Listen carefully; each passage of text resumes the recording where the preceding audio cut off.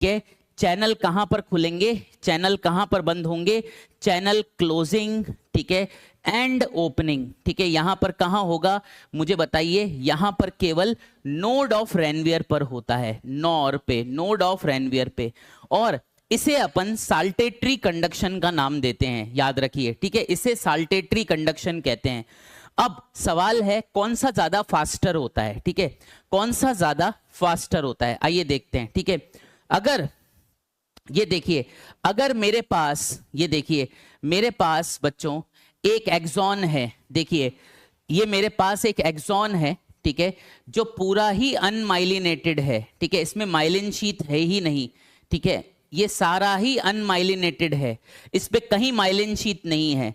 तो सारे चैनल्स को याद रखिए, सारे चैनल्स को बंद होना पड़ेगा, सारे चैनल्स को खुलना पड़ेगा, ठीक है, सब जगह वोल्टेज गेटेड सोडियम चैनल खुलेंगे, फिर वोल्टेज गेटेड K+ चैनल खुलेंगे, फिर चैनल्स बंद होंगे। तो चैनल की ओपनिंग और क्लोजिंग जो है पूरे एक्सॉन पर होगी, याद रखिए, ठीक है ना। तो इसमें कंप्लीट एक्सॉन जो आप देख रहे हो, ठीक है ना, कंप्लीट एक्सॉन में जो है चैनल की, कंप्लीट एक्सॉन में ही चैनल की ओपनिंग भी होगी पर प्लस क्लोजिंग भी होगी, ठीक है ना। और ये टाइम टेकिंग प्रोसेस हो जाएगा, ठीक है, ये टाइम टेकिंग प्रोसेस हो जाएगा, ठीक है। वहीं पर ही अगर मैं बच्चों, ठीक है, एक माइलिनेटेड के साथ इसको कंपेयर करता हूं, ये देखिए, अगर मैं इसको एक माइलिनेटेड के साथ कंपेयर करता हूं, ये देखिए, मैं यहां पर ये माइलिन ऐसे बना लेता हूं, अब मैं कलर नहीं कर रहा हूं, ठीक है, अब मैं माइलिन ऐसे बना रहा हूं और मैं कलर नहीं कर रहा हूं, याद रखिए, ठीक है। तो ये मैं माइलिन शीट बना रहा हूं येलो कलर की, ठीक है, ये मैं माइलिन शीट बना रहा हूं येलो कलर की, देखिए, ठीक है, ये मैं माइलिन शीट बना रहा हूं येलो कलर की। तो ये जो है, ये एक्सॉन जो है, ये कैसा है, ये माइलिनेटेड है, ठीक है, ये माइलिनेटेड है। तो यहां पर चैनल की ओपनिंग और क्लोजिंग जो है, ठीक है, चैनल की ओपनिंग एंड क्लोजिंग जो होगी वो केवल नोड ऑफ रेनवियर पर होगी, केवल नोड ऑफ रेनवियर पर होगी, याद रखिए, चैनल की ओपनिंग और क्लोजिंग केवल नोड ऑफ रेनवियर पर होगी। यानी कि इंपल्स जब आगे दौड़ेगी, तो इंपल्स जब आगे दौड़ेगी तो चैनल केवल नोड ऑफ रेनवियर पर ही काम कर रहे होंगे, ठीक है, और इंपल्स आगे भाग रही होगी, जैसे मैंने आपको पिछले डायग्राम में दिखाया है, ठीक है ना। तो ओनली, ठीक है, only eight node of Ranvier, ठीक है, चैनल्स जो होते हैं, चैनल्स ओपन एंड क्लोज, ठीक है, चैनल ओपन एंड क्लोज, ठीक है। अब यहां पर आप बताइए, यहां पर कितने चैनल्स होंगे जो खुल रहे होंगे और बंद हो रहे होंगे। सोचो, करीब करीब 1 लाख चैनल, ठीक है, एग्जाम्पल ले लिया मैंने, ठीक है, पर यहां तो सब जगह माइलिन है, केवल नोड ऑफ रेनवियर पर ही चैनल ओपन या क्लोज हो रहे हैं। तो नोड ऑफ रेनवियर तो बहुत छोटी छोटी स्पेस ही है, ठीक है, तो इसमें कितने चैनल होंगे, इसमें चैनल होंगे केवल 500 चैनल, ओके, करीब करीब, ठीक है। अब आप मेरे को बताओ टाइम टेकिंग कौन सा ज्यादा है, टाइम टेकिंग ऊपर वाला ज्यादा है, 1 लाख चैनल खोल करके 1 लाख चैनल बंद करने हैं, या 500 वाला ज्यादा टाइम टेकिंग है, आप बताओ। 500 चैनल ओपन करके 500 चैनल क्लोज करने हैं, तो this is less time taking, ठीक है, this is less time taking, ठीक है, this is less time taking. इसलिए मैं आपको बताऊं कि जब इंपल्स जो है यूं जंप करके दौड़ती है, ठीक है, इसलिए टाइम कम लगता है, ठीक है, और कंडक्शन की स्पीड फास्टर होती है, याद रखिए। तो इसमें हेंस इसके अंदर फास्टर स्पीड ऑफ कंडक्शन, ठीक है, फास्टर स्पीड ऑफ कंडक्शन, याद रखिए, ठीक है। तो स्पीड ऑफ कंडक्शन कहां ज्यादा है, 1 में ज्यादा है या 2 में ज्यादा है। ऑब्वियसली जो स्पीड है, याद रखिए, स्पीड ऑफ न्यूरल इंपल्स जो है, न्यूरल इंपल्स कहां ज्यादा भागेगी तेज, आप मुझे बताओ। स्पीड ऑफ न्यूरल इंपल्स जो है वो 2 में ज्यादा होगी 1 के मुकाबले, ठीक है ना। इस बात को याद रखना है, क्वेश्चन आता भी है, ठीक है, कि स्पीड कहां पर ज्यादा होगी। ऑब्वियसली जहां माइलिन शीथ है, क्योंकि यहां पर खाली 500 चैनल और 500 चैनल को खोलना और बंद करना है, कम टाइम लगेगा, ठीक है, इंपल्स वहां तक पहुंच जाएगी, ठीक है। जबकि ऊपर अपन धीरे धीरे बैलगाड़ी की तरह मूव करते रहेंगे, इंपल्स धीरे धीरे मूव करेगी, इतने सारे चैनल्स को खोलना है, बंद करना है, ठीक है। इस तरीके से ये इम्पल्स देर लगाएगी पहुंचने में। मैं फिर से बोल रहा हूं, आप न्यूरल इम्पल्स को आप बोल सकते हो it is action potential, no problem in that, ठीक है। कोई आपसे बोले neural impulse is running, what does that mean? It means that action potential is moving forward, ठीक है। एक्शन पोटेंशियल के स्टेप्स अपन ने लिख ही रखे हैं, ठीक है। पहले अपन -70 से -55 पर जाते हैं, फिर -55 से +30 पर जाते हैं, और -70 से +30 पर जाना डीपोलराइजेशन कहलाता है। फिर अपन +30 से -80 पर गिरते हैं, और फिर -80 से संभल कर -70 पर आकर रुक जाते हैं, ठीक है। +30 से -70 पर आना रीपोलराइजेशन कहलाता है, और -70 से -80 पर आना हाइपरपोलराइजेशन कहलाता है, और -80 से वापस -70 पर स्टेबल हो जाना अगेन डीपोलराइजेशन कहलाता है। ये सारे स्टेप्स अपन ने लिख रखे हैं, ठीक है ना। आई होप आपको याद होंगे कि -70 से +30 डीपोलराइजेशन, +30 से again -70 repolarisation, but you don't stop at -70, you तो बिकम और नेगेटिव ज्यादा, ठीक है। -70 से -80 पर पहुंच जाते हो, हाइपर पोलराइजेशन। अगेन -80 पर थोड़ी बैठे रहोगे, वापस -70 पर आकर स्टेबलाइज हो जाते हो, दिस इज अगेन डीपोलराइजेशन। ये सारे स्टेप्स अपन ने लिख रखे हैं कॉपी में। And which is faster? Obviously the second is faster than the first, okay. I think this is clear now, okay. I hope ये समझ में आ गया होगा आपको कि why this is less time taking, ठीक है। चलिए अब अपन बच्चों स्टार्ट करते हैं। Let's start with the new chapter, ठीक है, that is chemical coordination and integration, okay. Please अपने कॉपी का नया पेज खोल लो और इसे उतार लो अगर नहीं उतारा है तो, ठीक है। And then we start with the new chapter, okay. चलिए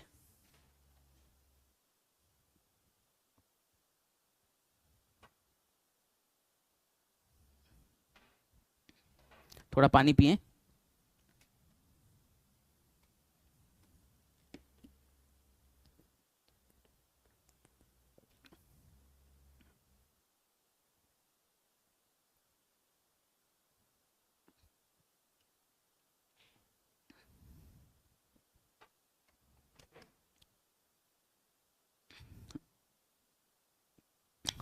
कई लोग जो हैं बस इस फिराक में रहते हैं नया चैप्टर कब चालू होगा, क्योंकि उनके पिछले चैप्टर तो उन्होंने पढ़े नहीं होते या किसी और टीचरों से पढ़े होते हैं, तो दे आर नॉट सेटिस्फाइड। फिर वो टीचर पे टीचर जाते रहते हैं and they just wait for new chapter to start, okay. और लास्ट में क्या होगा? लास्ट में वो इतने टीचर्स बदल चुके होंगे कि लास्ट में उनका एक भी चैप्टर ठीक से प्रिपेयर्ड नहीं होगा, राइट। मैं फिर से अभी आपको कहता हूं कि अब रुक जाओ ये सब करना, ठीक है। अब this is not the time. जो टीचर सही लगता है उसको पकड़ लो और उससे सारे चैप्टर्स पढ़ डालो, ठीक है। बार बार अगर तुम ये करते रहोगे तुम अपना ही कैरियर बर्बाद कर रहे हो, उस टीचर का कुछ नहीं जा रहा है। टीचर 1.0 में भी पढ़ा रहे हैं, 2.0 में भी पढ़ा रहे हैं, 3.0 में भी पढ़ा रहे हैं, 4 में भी पढ़ा रहे हैं, टीचर खजाना में भी पढ़ा रहे थे, ठीक है। टीचर सब जगह पढ़ा रहे हैं, याद रखिए। बट अगर आप ऐसे ही टीचर बदलते रहोगे, टीचर का कोई नुकसान नहीं होगा, ठीक है। टीचर तो पढ़ाता ही रहेगा, ओके। नुकसान तो आपका ही हो रहा है, कैरियर तो आपका ही स्पॉइल हो रहा है, ठीक है। एक बंदा यहाँ पर लिखता है MD sir is the best, ठीक है। वो मेरे अच्छे दोस्त हैं, मुझे कोई फर्क नहीं पड़ता आप उन्हें बेस्ट बोल रहे हो तो मेरे दोस्त को आप बेस्ट बोल रहे हो, मुझे कोई फर्क नहीं पड़ता, ठीक है, ओके। पर मेरे हिसाब से अगर वो बेस्ट हैं तो आपको उनके लेक्चर देखने चाहिए खजाना में जाकर। आप यहाँ पर क्यों अपना टाइम वेस्ट कर रहे हो? ये सब लिखने के लिए क्यों आते हो आप, ठीक है। मैं आपको एक बात बता दूं, जितने भी टीचर्स हैं, मैं टीचर्स की पूरी रेस्पेक्ट करता हूं, सारे ही मेरे दोस्त हैं, ठीक है। तो इसमें परेशान होने वाली क्या बात है, ठीक है। आप मेरे को बताओ, ये सब लिखकर मैं चिढ़ने वाला थोड़ी हूं कोई, ओके। सब बच्चों को ही तो पढ़ा रहे हैं, ठीक है। सब ज्ञानवर्धन कर रहे हैं बच्चों का, ठीक है। इतना क्यों परेशान करते रहते हो? ये बेस्ट है, वो बेकार है, वो ऐसा है, वो ऐसा है, ठीक है। मैं आपको आज क्लैरिटी दे देता हूं, यहां पर पढ़ाने वाले सारे टीचर अच्छे हैं, ठीक है। 3.0 में प्रियंका मैम पढ़ा रही हैं, वो भी बहुत अच्छा पढ़ाती हैं, ठीक है। और सुरजीत सर अल्फा में पढ़ा रहे हैं, वो भी बहुत अच्छे टीचर हैं। उन्होंने और मैंने जो है एक बहुत बड़े ब्रांड में साथ में पढ़ाया था, ठीक है। दिल्ली में हम लोग दोनों साथ में थे और साथ ही बैठा करते थे, ठीक है। ये सारे टीचर्स जो हैं, याद रखिए, बड़ी बड़ी ब्रांड से आए हैं, ठीक है। तो सारे टीचर बहुत अच्छे हैं, ओके। समाप्ति मैम बहुत अच्छा पढ़ाती हैं, ठीक है। तो मेरे हिसाब से कमी आप में है, टीचर्स में थोड़ी है, ओके। आप टीचरों के नाम लिखते रहोगे, उससे क्या सेंस रहेगा? सिर्फ आप जो है टाइम वेस्ट करवाते हो। Okay, you are just wasting your time and my time. ठीक है, पागल हो बिल्कुल ही। ठीक है, सारे टीचर ही अच्छे होते हैं, टीचर थोड़ी कोई खराब होता है। ठीक है ना, कि टीचर खराब है, टीचर खराब है, टीचर कहां से खराब होगा यार? ठीक है, टीचर तो अपनी नौकरी कर रहा है, टीचर को दाल रोटी कमानी है। ठीक है, कैरियर तुम्हारा बनना है या नहीं बनना है। ओके, कल तुम्हारी दाल रोटी कहां से आएगी, अब इस पे डिपेंड तुम पे करता है। ठीक है, टीचर क्या कर लेगा। ओके, चलिए स्टार्ट करते हैं नया चैप्टर, केमिकल कोऑर्डिनेशन। स्टेबल हो जाओ भाई, स्टेबल हो जाओ। ठीक है, ऐसे नहीं पढ़ाई होती यार। And integration. इतने अनस्टेबल कैसे है यार तुम्हारी लाइफ यार, सच में मैं देखकर हैरान हो जाता हूं। ठीक है, केमिकल कोऑर्डिनेशन एंड इंटीग्रेशन। ठीक है बच्चों, देखिए इस चैप्टर में हम लोग एंडोक्राइन ग्लैंड्स के बारे में पढ़ेंगे। ठीक है, मैं एक बात आपसे और कहना चाह रहा हूं, राइट, अगर आपको न्यूरल कंट्रोल एंड कोऑर्डिनेशन में कोई भी डिफिकल्टी हो, ठीक है, अगर आपने मेरे से पढ़ा है तो आप बिल्कुल मेरे को बताएं। ठीक है, आप टेलीग्राम पे संदेश भेज सकते हैं, आप कमेंट में लिख सकते हैं। कमेंट में डेली पढ़ता हूं, पर मुझे एज सच कोई डाउट मिलता नहीं है, मुझे वहां पर फालतू की चैटिंग ही मिलती है। मैं अपना पेशेंस रखकर कम से कम 50 से 60 मैसेज, 70 मैसेज ऊपर स्क्रॉल करता हूं, पर सिर्फ मुझे वहां पर चैटिंग ही मिलती है। ठीक है, आपस में पता नहीं क्या ही चैटिंग करते रहते हैं। ठीक है, तो मेरे ख्याल से मैं कोशिश पूरी कर रहा हूं आपके डाउट एड्रेस करने के लिए। फिर भी अगर यार आपका छूट जाता है डाउट, तो मेरे को टेलीग्राम पे आप भेज दो। ठीक है, टेलीग्राम पे भी मैं अवेलेबल हूं, ओके, आप लोगों के लिए। चलिए, तो chemical coordination and integration. Okay, इस चैप्टर में हम लोग बच्चों एंडोक्राइन ग्लैंड्स की बात करेंगे। सबसे पहले मैं बेटा अपना फोन लेकर कुछ बोर्ड पे एनसीईआरटी की लाइन लिखूंगा और वो आप लोगों को समझाऊंगा, राइट, एंड देन हम लोग जो है एक एक करके सारे एंडोक्राइन ग्लैंड्स को लेंगे और पढ़ेंगे। ठीक है, चलिए, तो मैं ना अपना फोन ले लेता हूं और एनसीईआरटी की कुछ लाइंस पढ़ा लेता हूं, आपको लिखवा देता हूं। ठीक है, चलिए, चलो, हॉर्मोन्स, आप लोग भी मेरे साथ लिख लीजिए, ये एनसीईआरटी की ही लाइनें हैं। Hormones are classically defined as chemicals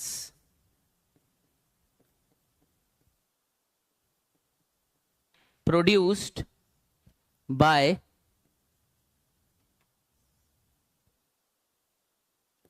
endocrine glands।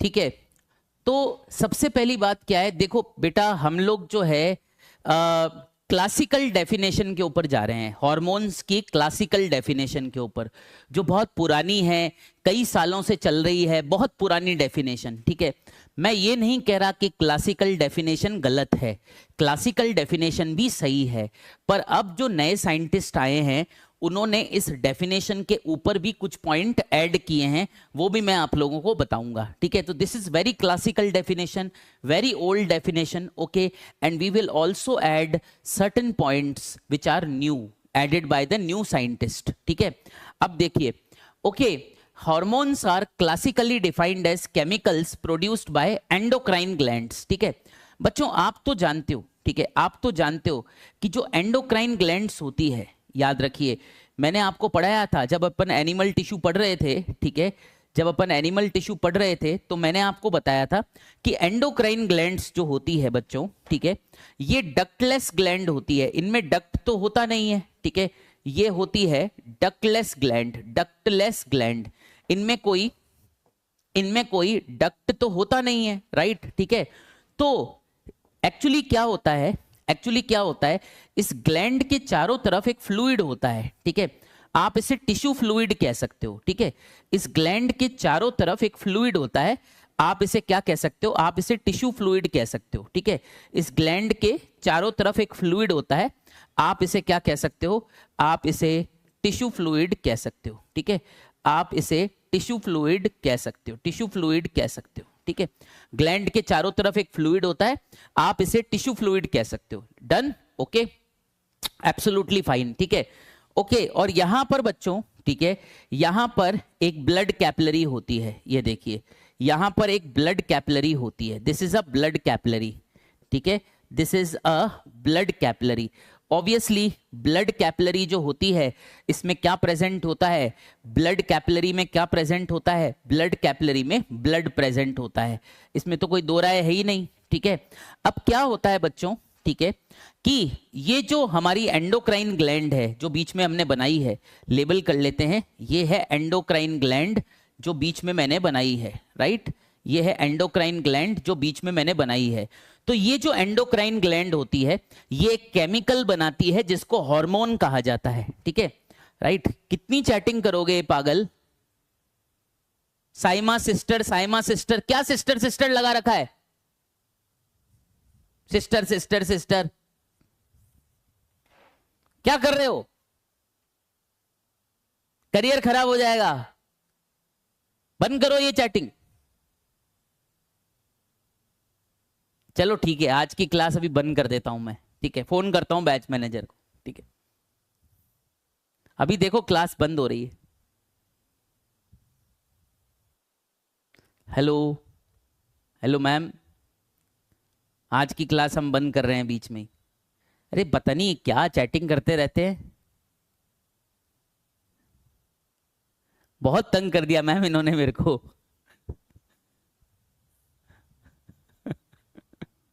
पढ़ाने ही नहीं दे रहे, बहुत ही गंदे हैं ये, ठीक, चलिए ठीक है, ठीक है, आज नहीं बंद करते, ठीक है, कल कर देंगे, हाँ ठीक है, ठीक है, हाँ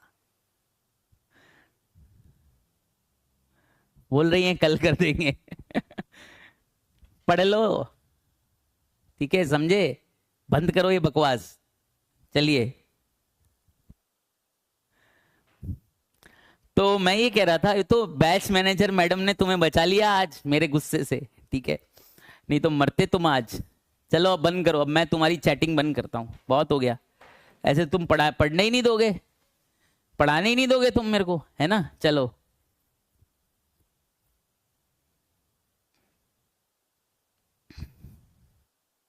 चलो ठीक है, तो ये एंडोक्राइन ग्लैंड्स होती हैं, एंडोक्राइन ग्लैंड मैंने बना रखी है बीच में, देखो ये एंडोक्राइन ग्लैंड बीच में बना रखी है, एंडोक्राइन ग्लैंड में आपको सेल भी नजर आ रहे हैं, येलो कलर की है, एंडोक्राइन ग्लैंड मैंने बना रखी है। एंडोक्राइन ग्लैंड जो होती है बेटा, ठीक है, एंडोक्राइन ग्लैंड जो होती है ये हार्मोन बनाती है, ये एक केमिकल बनाती है बेटा जिसको हार्मोन कहते हैं, ठीक है। ये देखो ग्रीन कलर का केमिकल आप देख रहे हो, ये ग्रीन कलर का केमिकल हार्मोन है, ठीक है, ठीक है। तो एंडोक्राइन ग्लैंड के जो सेल हैं वो हार्मोन सिंथेसाइज करते हैं, ठीक है, हार्मोन बनाना मतलब सिंथेसाइज करना, ठीक है। तो पहला सेल पहला पॉइंट ये है कि सेल जो होते हैं, ठीक है, पहला पॉइंट ये है कि सेल ऑफ एंडोक्राइन ग्लैंड, ठीक है, सेल ऑफ एंडोक्राइन ग्लैंड, ठीक है, जो हमारे एंडोक्राइन ग्लैंड के सेल्स हैं, ठीक है, सेल्स लिख देते हैं, cells of endocrine gland synthesise, ठीक है, सिंथेसाइज अ हार्मोन, ठीक है। सिंथेसाइज का मतलब होता है किसी चीज को बनाना, ठीक है, भाई अपन घर में कोई चीज बना रहे हैं, सिंथेसाइज कर रहे हैं, ठीक है, फिर ये सेल क्या करते हैं, हार्मोन को सिक्रीट कर देते हैं, ये देखो ये हार्मोन सिक्रीट हो गया, ठीक है, ये हार्मोन सिक्रीट हो गया, ठीक है। तो क्या होता है फर्दर क्या होता है, further cell secrete this hormone, further cell secrete this hormone, ठीक है, जो सेल होते हैं इस हार्मोन को सिक्रीट कर देते हैं, बहुत बढ़िया। फिर ये हार्मोन, कोई डक्ट तो है नहीं इसके पास, ग्लैंड के पास कोई डक्ट तो है नहीं कि हार्मोन को लेकर जाए, ठीक है। तो ये हार्मोन जो है बड़ी सफाई के साथ बाहर टिश्यू फ्लूइड में आ जाता है, ठीक है ना, ये रिलीज हो जाता है बाहर के टिश्यू फ्लूइड में, ये देखिए, ठीक है।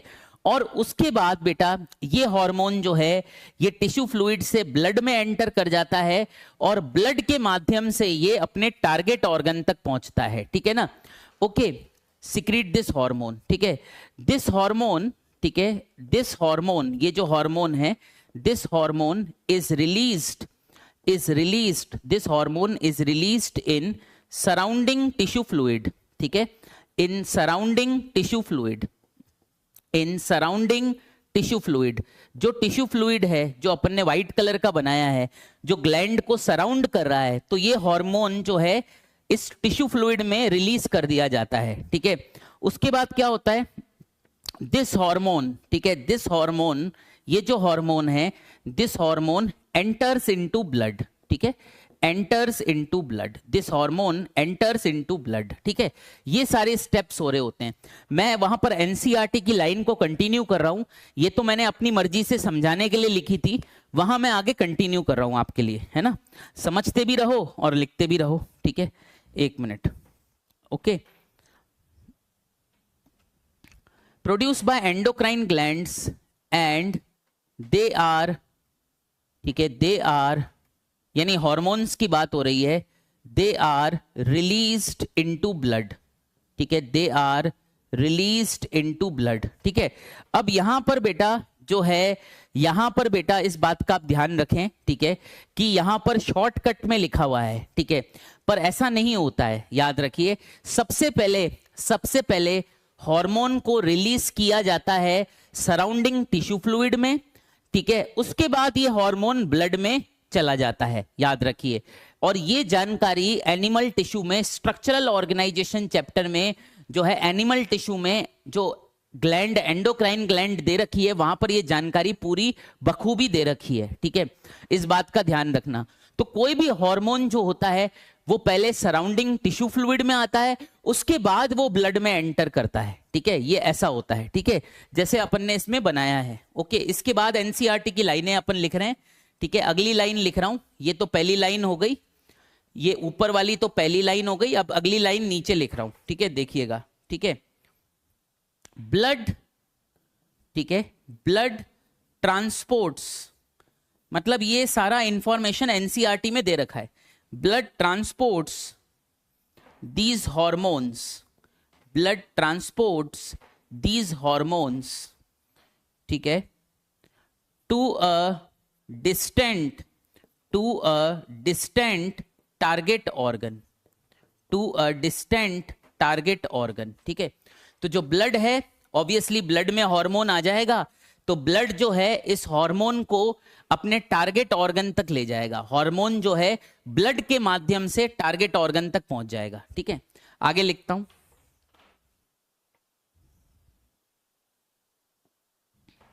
अगली लाइन, ठीक है, देखिएगा।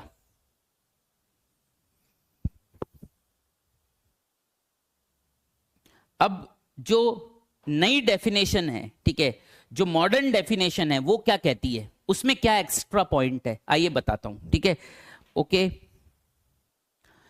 तो मॉडर्न व्यू क्या है, ठीक है, मॉडर्न व्यू क्या है, what is modern view, okay, ये लिख रहे हैं अपन यहां, ठीक है। इसमें ये है, मॉडर्न व्यू तो ये कहता है, ठीक है, मैं एक बात बता दूं कि मॉडर्न व्यू जो है पुराने व्यू को रिजेक्ट नहीं कर रहा, ठीक है, पुराना व्यू एकदम सही है, ओके, उसे एक्सेप्ट कर रहा है, पर मॉडर्न व्यू जो है, मॉडर्न व्यू जो है अपने कुछ पॉइंट एक्स्ट्रा भी ऐड कर रहा है, वो मैं बता रहा हूं। पुराना view is okay, it is good, modern scientist are accepting the above, they are not saying that above thing is wrong, but they are saying कि यार हमारे भी कुछ पॉइंट्स ले लो, हमारे जो नए पॉइंट्स हैं वो भी सही हैं, ओके। आइए देखते हैं।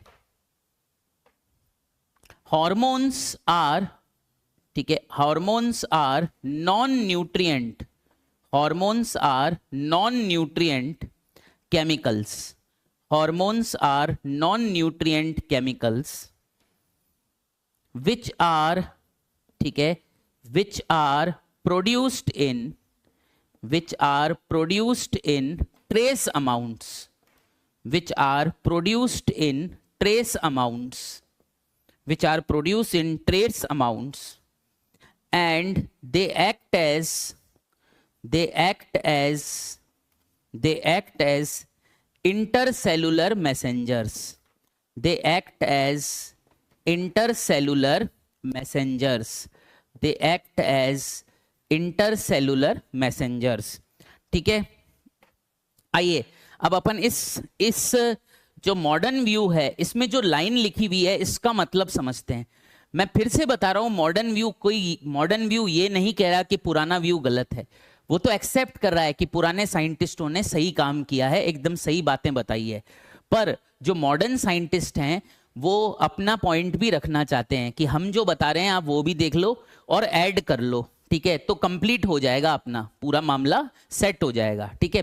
तो मॉडर्न व्यू कहता है कि हॉर्मोन्स जो हैं आर नॉन न्यूट्रिएंट केमिकल्स, ठीक है।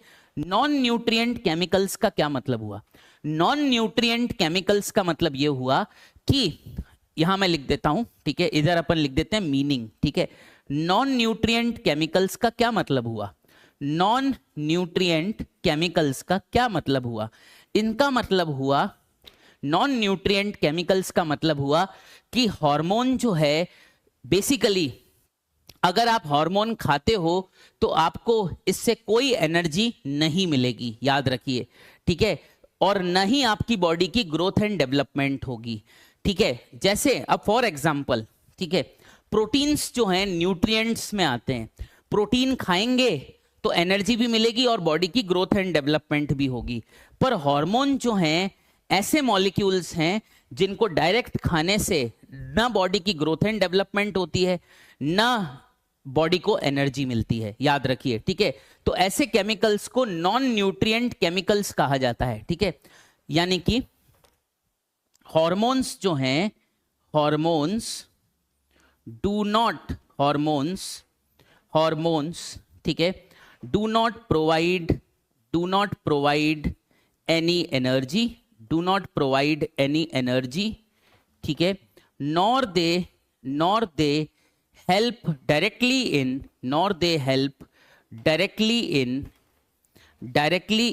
growth and development,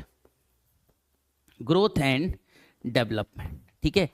ओके, ये होता है नॉन न्यूट्रिएंट केमिकल्स की परिभाषा। ओके, मतलब कि बेटा न्यूट्रिएंट अपन उसको बोलते हैं जिसको खाने से अपन को एनर्जी मिले, जैसे कि ग्लूकोज, ठीक है।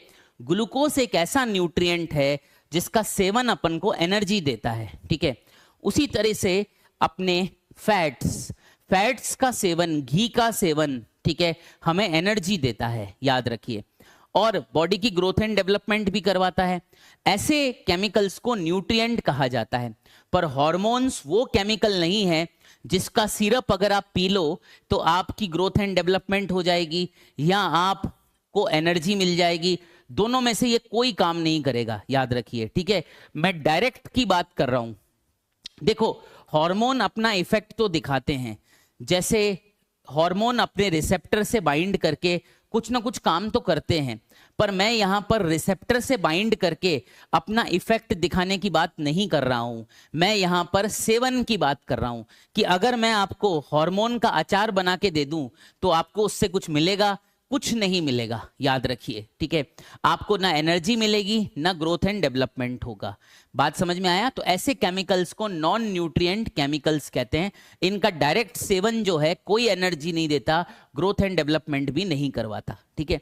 ओके, चलिए, फिर लिखा हुआ है which are produced in trace amounts, ठीक है। ट्रेस अमाउंट्स का क्या मतलब होता है, ठीक है। सवाल यह है कि सर ट्रेस अमाउंट्स का क्या मतलब होता है? तो ट्रेस अमाउंट्स का मतलब होता है, ठीक है, ट्रेस अमाउंट्स का मतलब क्या होता है, नीचे लिख देते हैं। ट्रेस अमाउंट्स का मतलब होता है वेरी लेस अमाउंट्स, ठीक है। ट्रेस अमाउंट्स का मतलब होता है वेरी लेस, ठीक है, वेरी लेस, ठीक है। इनका जो प्रोडक्शन होता है वो बहुत ही कम मात्रा में होता है, ठीक है, नैनोग्राम की मात्रा में होता है। They are produced in very very trace amounts. Nanogram और पिकोग्राम की मात्रा में ये प्रोड्यूस होते हैं, बहुत ही कम मात्रा में बॉडी इन्हें बनाती है, ठीक है। ट्रेस अमाउंट्स का मतलब बहुत कम मात्रा में बनते हैं शरीर के अंदर, ठीक है। Okay, and they act as intercellular messengers, ठीक है। इंटरसेलुलर मैसेंजर का क्या मतलब होता है? इंटरसेलुलर मैसेंजर का मतलब देखिए ये होता है, इसका मतलब ये है कि फॉर एग्जांपल ये एक एंडोक्राइन ग्लैंड है और एंडोक्राइन ग्लैंड में ये सेल्स हैं, देखिए, ठीक है, ये देखिए ये सेल्स हैं, ठीक है। ये सेल एक हार्मोन बना रहा है, ठीक है। ये हार्मोन जो है निकलेगा, आपको कैसे निकलेगा आप तो आपको पता ही है, ठीक है। इस हार्मोन को अपन ऐसे दिखा देते हैं, ठीक है। ये देखिए, तो ये हार्मोन है जो ग्रीन कलर का मैं बना रहा हूं, ठीक है। ये एक सेल बना रहा है। अब ये हार्मोन जो है ब्लड की माध्यम से दूसरी जगह जाएगा, अपने टारगेट ऑर्गन पर, ठीक है।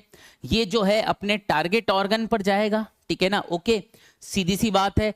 जैसे मैं कुछ अच्छा सा एग्जांपल दे देता हूं आपको इसके लिए, ठीक है। टारगेट ऑर्गन पर जाएगा, ओके, बहुत अच्छी बात है, ठीक है। कोई अच्छा सा एग्जाम्पल दे देता हूं, ठीक है, जिससे आपको जो है चीजें समझ भी आएंगी बहुत अच्छे से, ठीक है। टारगेट ऑर्गन पर जाएगा, ठीक है, और मान लो कि ये लिवर सेल है, ठीक है। मान लो ये लिवर सेल है, ठीक है, बड़ा सा बना लेते हैं, ठीक है, बड़ा सा बना लेते हैं। ये लिवर सेल है, लिवर सेल याद रखिए। मान लो ये लिवर सेल है, लिवर सेल है, ठीक है, लिवर सेल है। ओके, तो ये हार्मोन क्या करेगा? ये हार्मोन जो है अपने रिसेप्टर के साथ बाइंड करेगा। ये देखिए, हार्मोन बिना रिसेप्टर के साथ बाइंड करे तो कुछ काम ही नहीं कर सकता, ठीक है। तो ये हार्मोन आया, ये देखिए, और इसने अपने रिसेप्टर के साथ क्या कर लिया? बाइंड कर लिया। ये देखिए, हार्मोन ने अपने रिसेप्टर के साथ बाइंड कर लिया, ठीक है। अब क्या हो रहा है, ठीक है, जैसे ही हार्मोन अपने रिसेप्टर के साथ बाइंड कर रहा है, ठीक है ना, ओके, सेल के अंदर जो है कुछ बदलाव आता है, सेल के अंदर कुछ बदलाव आता है, और सारा का सारा ग्लूकोज जो है, याद रखिए, सारा का सारा ग्लूकोज जो है ग्लाइकोजन में परिवर्तित हो जाता है, ठीक है। सारा का सारा ग्लूकोज जो है ग्लाइकोजन में परिवर्तित हो जाता है, ठीक है। अब आप खुद देखिए, इसे क्या कहते हैं? हार्मोन को अपन क्या कहते हैं? हार्मोन को अपन कहते हैं इंटरसेलुलर, ठीक है, इंटरसेलुलर मैसेंजर, ठीक है, इंटरसेलुलर मैसेंजर। देखो, मैं आपको बता दूं, इंटरसेलुलर मैसेंजर, ओके, मेरी बात को समझना। इंट्रासेलुलर का मतलब होता है सेल के अंदर, इंटरसेलुलर का मतलब होता है सेल के बाहर, ठीक है। तो यहां पर बेटा हार्मोन एक मैसेंजर का काम कर रहा है, ठीक है। ये सेल जो है हार्मोन बना रहा है और हार्मोन एक मैसेंजर का काम कर रहा है। इस सेल के द्वारा हार्मोन को भेजा गया है, ठीक है। हार्मोन एक मैसेंजर है, ठीक है। ये एक दूसरे सेल पर जाकर बाइंड करता है अपने रिसेप्टर पर, और दूसरे सेल के अंदर कुछ हो जाता है, ठीक है। हार्मोन दूसरे सेल के रिसेप्टर पर बाइंड करता है और दूसरे सेल के अंदर कुछ हो जाता है। इस तरीके से हार्मोन एक मैसेंजर है जो संदेश भेज रहा है, याद रखिए, जो संदेश लेकर आ रहा है, इनफैक्ट, ठीक है।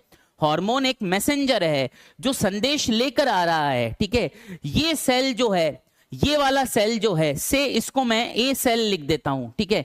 ये जो हमारा ए सेल है, ठीक है, सोचो, ठीक है, ये जो हमारा ए सेल है, मान लो कि ये ए सेल कौन सा है? ये ए सेल है बीटा सेल ऑफ पेंक्रियाज, ठीक है। ये ए सेल है बीटा सेल ऑफ पेंक्रियाज, ठीक है, बीटा सेल ऑफ पेंक्रियाज, ठीक है। ये एक हार्मोन सिक्रीट कर रहा है ब्लड में। कौन सा हार्मोन है? ये है इंसुलिन, ठीक है।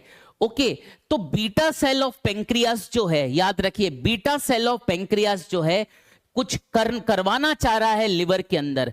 बीटा सेल ऑफ पेंक्रियास जो है लिवर के अंदर कुछ करवाना चाह रहा है, लिवर सेल के अंदर कुछ करवाना चाह रहा है। कैसे करवाएगा आप मेरे को बताओ, ठीक है। अगर सोचो पीडब्ल्यू जो है मुझसे कुछ करवाना चाहेगा तो कैसे करवाएगा? बेसिकली पीडब्ल्यू का एक अधिकारी जो है या पीडब्ल्यू में कोई काम करने वाला व्यक्ति जो है मुझे कॉल करेगा, वो मैसेंजर होगा, तभी तो मैं कुछ करूंगा। आप समझ रहे हैं, ठीक है। उसी तरीके से ये बीटा सेल ऑफ पेंक्रियास कुछ करवाना चाह रहा है लिवर सेल में, ठीक है, लिवर सेल को क्या कुछ बोलना चाह रहा है, ठीक है। तो बीटा सेल ऑफ पेंक्रियास जो है ये इंसुलिन हार्मोन सिक्रीट करेगा। इंसुलिन हार्मोन एक मैसेंजर का काम करता है, याद रखिए। और ये हार्मोन जब अपने रिसेप्टर के साथ बाइंड करेगा तो लिवर सेल के पास मैसेज पहुंच जाएगा कि सारा ग्लूकोज जो है ग्लाइकोजन में कन्वर्ट करने लग जाओ। समझ में आ रहा है, ठीक है। इसलिए बेटा हम हार्मोन को क्या कहते हैं? इंटरसेलुलर मैसेंजर कहते हैं। इंटरसेलुलर मतलब ऑब्वियसली यहां पर सेल के बाहर है, ठीक है। तो पहले सेल के बाहर ही तो हार्मोन निकल रहा है, पहला सेल हार्मोन को सिक्रीट कर रहा है सेल के बाहर, तो इंटरसेलुलर, ठीक है। यानी दो सेल के बीच में कम्युनिकेशन होने वाला है। पहला सेल जो है दूसरे सेल को कम्युनिकेट करना चाह रहा है, तो कैसे कम्युनिकेट करेगा? हार्मोन सिक्रीट करके, ठीक है। हार्मोन को इसलिए अपन इंटरसेलुलर मैसेंजर बोलते हैं, याद रखिए, ठीक है। इंटरसेलुलर मैसेंजर का सिंपल मतलब है कि दो सेल को कम्युनिकेशन में हेल्प मिल रही है हार्मोन की, ठीक है। तो हार्मोन जो है हेल्प्स इन, ठीक है, हार्मोन किस में काम आता है, हेल्प्स इन, ठीक है, हेल्प्स इन कम्युनिकेशन, ठीक है, helps in communication, communication between two cells, ठीक है, बिटवीन टू सेल्स। आप इसे टू ऑर्गन्स भी लिख सकते हो, जाहिर सी बात है। यहां पर अपन पेंक्रियास की बात कर रहे हैं, यहां पर अपन लिवर की बात कर रहे हैं, तो दो ऑर्गन्स भी लिख सकते हैं अपन, ठीक है। तो दिस इज वाई हार्मोन को अपन इंटरसेलुलर मैसेंजर कहते हैं। और अब बस मैं लास्ट लाइन लिख लेता हूं एंड देन जो है अपन जो है आगे बढ़ जाएंगे बेटा, ठीक है। लास्ट लाइन ये लिख लेता हूं, ठीक है ना, ओके। हॉर्मोन्स, ठीक है, hormones are chemical messengers, hormones are chemical messengers, ठीक है, हॉर्मोन्स आर केमिकल मैसेंजर्स, ठीक है, विच रेगुलेट, ठीक है, विच रेगुलेट, ये किताबी लाइनें हैं, ठीक है, regulate, which regulate one or मोर, ठीक है, one or more physiological processes, one or more physiological processes, physiological processes, physiological processes and control, ठीक है, एंड कंट्रोल कंपोजिशन, ठीक है, control composition of various body fluids, various body fluids. अब इसका भी बहुत डीप मीनिंग है इस लाइन का, आइए मैं आपको बताता हूं, ठीक है। अब आपको तो पता है hormones are chemical messengers. Messenger क्यों कह रहे हैं, आप इसे इंटरसेलुलर मैसेंजर कहो या केमिकल मैसेंजर कहो, कोई प्रॉब्लम नहीं है, ठीक है। इतना तो आपको समझ में आ गया होगा कि इसे मैसेंजर क्यों कह रहे हैं, ठीक है। विच रेगुलेट, ठीक है, रेगुलेट का मतलब क्या होता है, रेगुलेट का मतलब होता है एक्टिवेट करना, ठीक है, या इनहिबिट करना, एक्टिवेट करना या इनहिबिट करना। जो गैस का रेगुलेटर होता है तो उससे आप क्या करते हो, या तो गैस ऑन कर देते हो या गैस ऑफ कर देते हो, ठीक है। तो उसी तरीके से रेगुलेट करना वर्ड अगर आ जाता है तो रेगुलेशन का मतलब है किसी चीज को एक्टिवेट कर देना या इनहिबिट कर देना, ओके। तो which activate or inhibit one or more physiological processes, ठीक है, one or more physiological processes, ठीक है। अब मैं आपको बताऊं, देखो बच्चों, ठीक है, हॉर्मोन्स जो हैं बेटा बहुत सारे फिजियोलॉजिकल प्रोसेसेस पर अपना इफेक्ट डालते हैं, ठीक है। हॉर्मोन्स जो हैं बहुत सारे फिजियोलॉजिकल प्रोसेसेस पर अपना इफेक्ट डालते हैं। फॉर एग्जांपल जैसे FSH, LH, टेस्टोस्टेरॉन, ईस्ट्रोजन, ये रिप्रोडक्टिव प्रोसेसेस पर, रिप्रोडक्टिव फिजियोलॉजी पर अपना इफेक्ट डालते हैं। टेस्टोस्टेरॉन जो होता है बेटा ये स्पर्मेटोजेनेसिस में काम आता है, वहीं पर ही LH जो होता है वो ओव्यूलेशन में काम आता है, ठीक है। ये सारे जो प्रोसेसेस हैं ये फिजियोलॉजिकल प्रोसेसेस हैं, ये रिप्रोडक्टिव सिस्टम से रिलेटेड हैं, याद रखिए। GH जो है बोन्स की लंबाई बढ़ाने में हेल्प करता है। बोन्स जो है वो भी तो हमारे स्केलेटल सिस्टम का पार्ट है। ह्यूमन फिजियोलॉजी में हम लोगों ने बोन्स भी पढ़ी, हमने स्केलेटल सिस्टम पढ़ा कि नहीं पढ़ा, पढ़ा कि नहीं पढ़ा, पूरा पढ़ा ना। तो उसी तरीके से बेटा जो हॉर्मोन्स होते हैं ये कई सारे फिजियोलॉजिकल प्रोसेसेस पर अपना इफेक्ट डालते हैं, याद रखिए।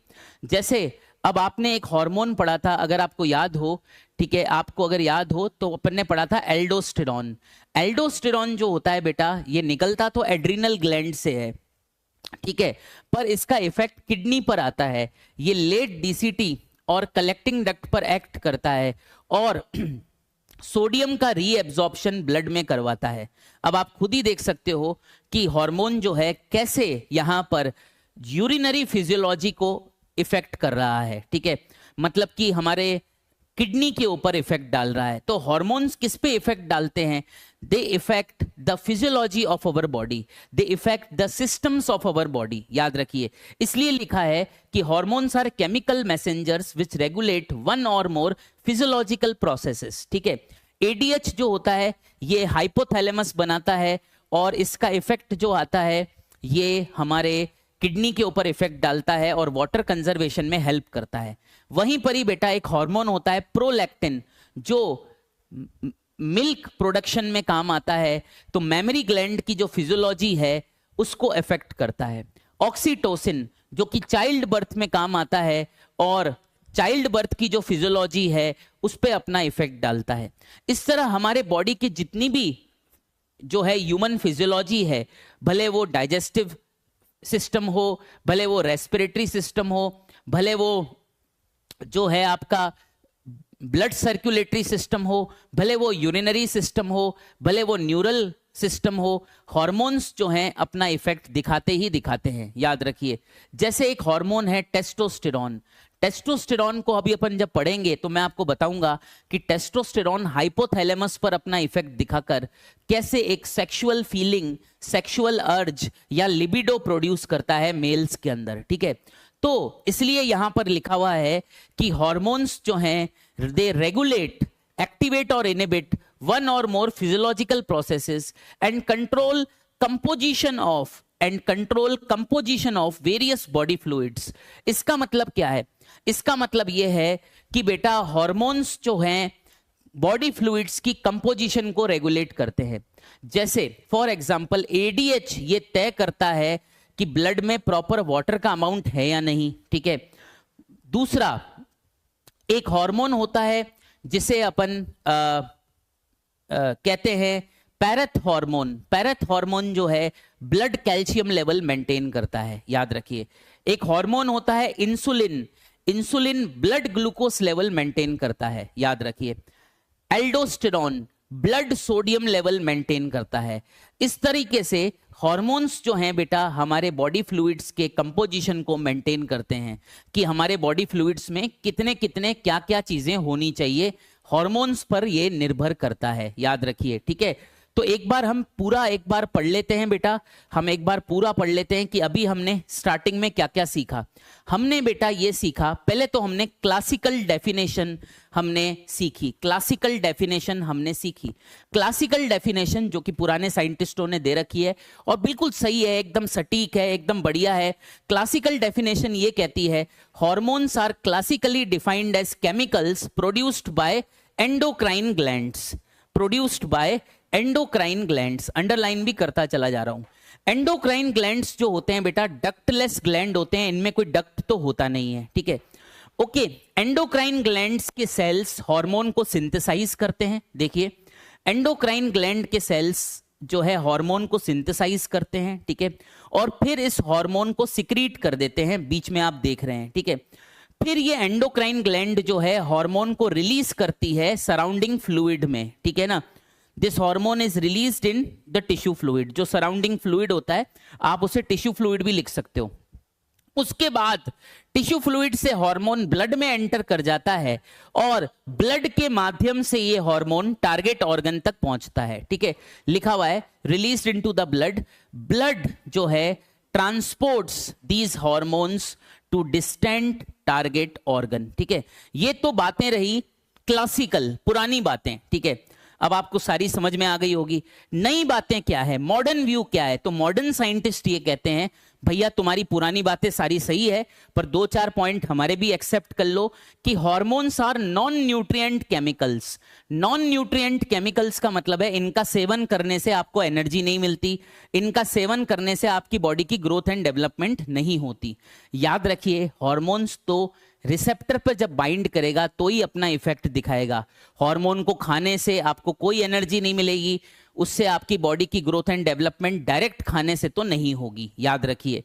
Hormones are produced in trace amounts, मतलब हार्मोन बहुत ही कम मात्रा में प्रोड्यूस होते हैं, याद रखिए। बॉडी के अंदर ऐसा नहीं है कि हार्मोन ग्राम या किलो के लेवल पर बनते हैं, नहीं। हार्मोन जो हैं बहुत ही कम मात्रा में प्रोड्यूस होते हैं, नैनोग्राम्स और पिकोग्राम्स की मात्रा में ये प्रोड्यूस होते हैं, वेरी लेस अमाउंट्स में प्रोड्यूस होते हैं। इसको ट्रेस अमाउंट कहा जाता है, सिंपली ट्रेस अमाउंट मतलब बहुत ही कम मात्रा में ये प्रोड्यूस होते हैं। उसके बाद ये इंटरसेलुलर मैसेंजर होते हैं, ठीक है। They act as intercellular messenger. Intercellular messenger का मतलब एक ग्लैंड का, ये ग्लैंड का सेल इससे बनाता है हार्मोन को, ग्लैंड का सेल हार्मोन को बनाता है, ठीक है। अब ये हार्मोन अपना इफेक्ट दूसरे ऑर्गन के किसी सेल पर दिखाता है, याद रखिए। तो ये हार्मोन एक तरह का मैसेंजर हो गया।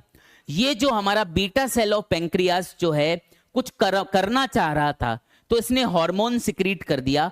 हार्मोन जो है जाकर जब लिवर सेल के रिसेप्टर से बाइंड करेगा तो लिवर सेल के अंदर कुछ मेटाबॉलिक रिएक्शंस होंगे। तो ये जो बीटा सेल ऑफ पेंक्रियाज है ये लिवर सेल में कुछ करवाना चाह रहा था, तो इसको एक मैसेंजर की जरूरत थी जो हार्मोन है। हार्मोन एक मैसेंजर है जो इंफॉर्मेशन इस सेल को कम्युनिकेट कर देता है रिसेप्टर के साथ बाइंड करके, याद रखिए। और फिर ये सेल जो है अपना एक काम करने लगता है, बीटा सेल ऑफ पेंक्रियास जो चाहता था वो लिवर सेल करने लगता है, याद रखिए, ठीक है ना। तो ये जो व्हाइट कलर का है ये याद रखिए ये रिसेप्टर है। ये रूल याद रखिएगा बेटा कि कोई भी हार्मोन जो है बिना अपने रिसेप्टर से बाइंड करे इफेक्ट नहीं दिखा सकता, ओके। तो हार्मोन एक तरह का मैसेंजर है जो एक ग्लैंड का जो कोई इंफॉर्मेशन होती है वो दूसरे ऑर्गन के सेल्स तक पहुंचाता है, दूसरे ऑर्गन के सेल में कुछ इसलिए करवाता है, याद रखिए। इट इज अ मैसेंजर, ठीक है। जैसे पीडब्ल्यू में कुछ पीडब्ल्यू मेरे से, अगर पीडब्ल्यू एज ए ऑर्गेनाइजेशन मेरे से कुछ करवाना चाहेंगे, जैसे सर माइंड मैप आपको करनी है सीरीज, तो मेरे पास कॉल आ जाएगा, कोई मैसेंजर मेरे को कॉल करेगा, ठीक है।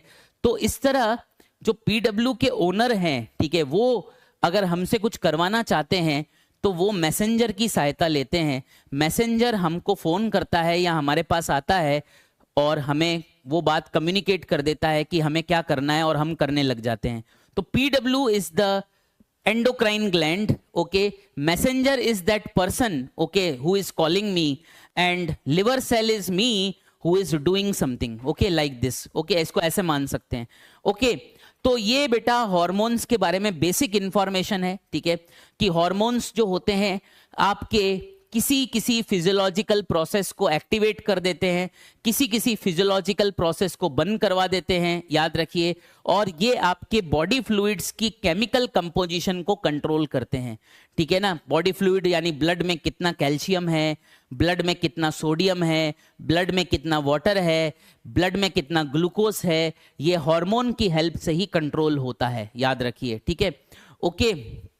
चलिए, तो ये बेटा हार्मोन्स की स्टार्टिंग हो गई। अब अपन एंडोक्राइन ग्लैंड्स पर चलते हैं और अपना जो पहला एंडोक्राइन ग्लैंड अपन पढ़ने जा रहे हैं it is hypothalamus. Upon hypothalamus start कर रहे हैं, प्लीज आप इसे उतार लो, मैं जब तक पानी पी लेता हूं और फिर अपन हाइपोथैलेमस बिगिन करते हैं, ठीक है। चलिए, है ना।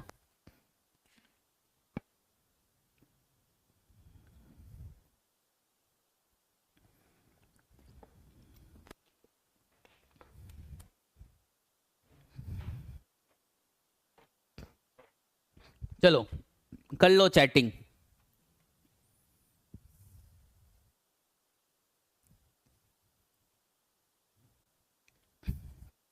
डन है, बहुत अच्छे। चलिए, तो now we start with our first gland which is hypothalamus.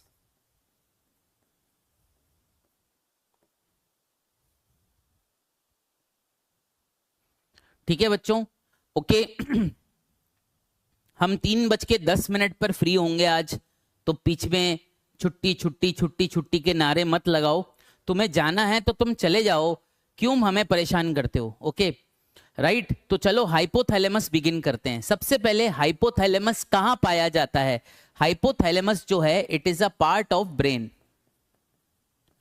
It is a part of brain. Brain में पढ़ाया ही था आपको, ठीक है। Brain, it is a part of brain found in diencephalon, found in diencephalon, ठीक है, फाउंड इन डायनसिफ्लॉन, डायनसिफ्लॉन, ठीक है। बहुत अच्छी बात है। थोड़ा सा मैं बोर्ड साफ कर देता हूं।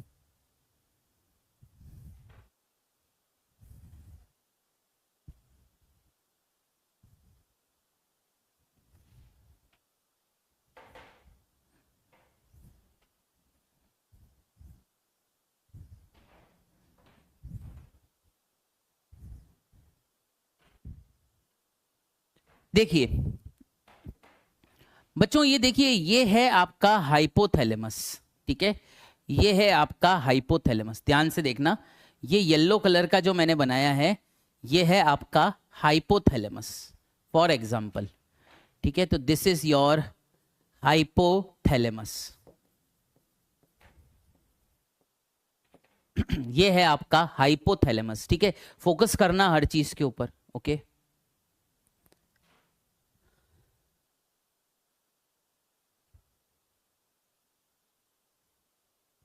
अयान अख्तर, अनमोल राज बोल रहा है आज पूरा चैप्टर खत्म कर दो।